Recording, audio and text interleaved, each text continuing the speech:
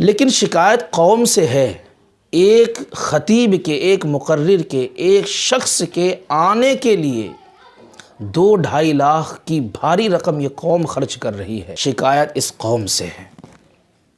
2-2.5 لاکھ روپے ایک شخص پر خرچ ہو رہے ہیں، ایک خطیب پر خرچ ہو رہے ہیں۔ اس لاکھوں کا خرچہ کرتے ہیں، پوری رات بھر جلسہ ہوتا ہے۔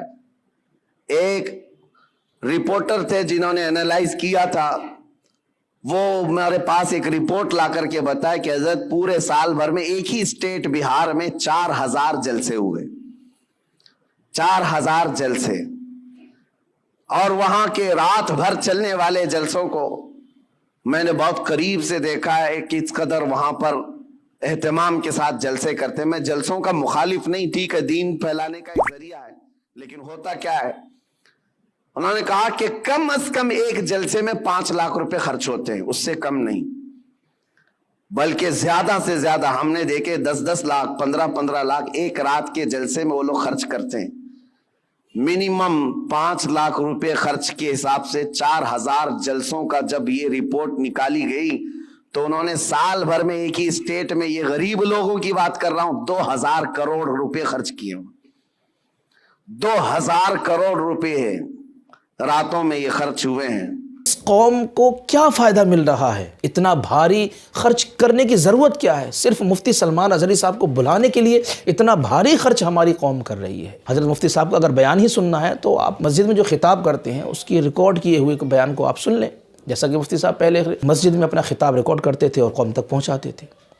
خطاب ہی سننا ہے تو آپ یوٹیوب پہ جائیے، ان کا خطاب سن لیجیے۔ 2-2.5 لاکھ روپے خرچ کرنے کی ضرورت کیا ہے؟ لوگوں کو اگر ایسا لگتا ہے کہ میں جلسوں والا آدمی، مقرر آدمی، روزانہ ادھر ادھر گھومتا ہوں، میں صاف آج اعلان کرنا چاہتا ہوں میرے عزیزوں، میں ایک جگہ بیٹھ کر کے جو پیغام پہنچاتا ہوں، اللہ کا فضل ہے، لاکھوں اس کو ویسے ہی سن لیتے ہیں۔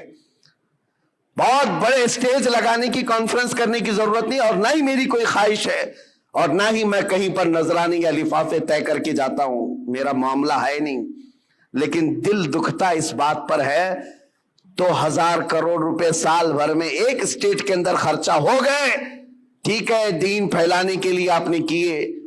یہی 2-2.5 لاکھ روپے اگر دین کے صحیح کام میں خرچ کیے جائیں، قسم خدا کی دین میں انقلاب آ جائے۔ یہ تو صرف ایک جلسے کے ایک خطیب کی بات ہوئی، پھر نعت خواہ پر الگ یہ قوم پیسہ لٹاتی۔ اس طرح کے اہل سنت کے ہاں تقریباً مہینے میں سینکڑوں جلسے ہو جاتے ہیں، اور ان جلسوں میں کروڑوں روپے کا خرچہ ہو جاتا ہے۔ یہی پیسہ اگر دین میں صحیح استعمال کیا جائے، دین، یہ اسلام، یہ مذہب اہل سنت سر چڑھ کے بولنے لگے۔ مفتی احمد یار خان نعیمی صاحب نے بڑا اچھا شعر کہا تھا کہ خرچ نجدی بر علوم و درسگاہ، خرچ سنی بر قبور و خانگاہ۔ بد مذہب تو اپنا پیسہ علم اور درسگاہ پر خرچ کرتے ہیں، سنی تو صرف قبر پر، خانقاہوں پر، جلسے جلوسوں میں ہی خرچ کرتا ہے۔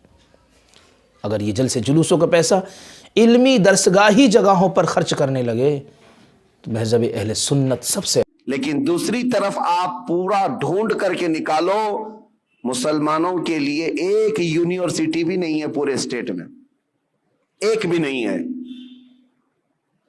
اور ایک چھوٹی سی جماعت جو 0.5 میں جن کا پرسنٹیج آتا ہے ہندوستان میں، وہ ایسے دھرم کے لوگ جن کی تقریباً 11-12 یونیورسٹی ایک ایک اسٹیٹ کے اندر، یا پورے ہندوستان کو ملا کر، یونیورسٹی کی بات کر رہا ہوں، چھوٹے کالج کی بات نہیں کر رہا ہوں۔